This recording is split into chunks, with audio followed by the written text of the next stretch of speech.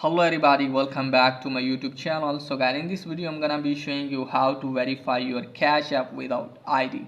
So guys, let's get started without wasting any time. First of all, you have to open App Store, and first of all you have to make sure that you have updated the app. Okay guys, first of all you have to update the Cash App and also make sure that you are properly connected with internet. Once you have done this guys, open the Cash App. Now after that you have to tap on your profile. You can see here guys, verify your identity option. Let me tap on that. Now it's asking you to put your first name or last name. Tap on next. Now it's asking you to put your date of birth. Cash App is available to age 13 plus. Let me tell you that if you are not over 13 and you don't have ID, there is the one way to use Cash App with full features.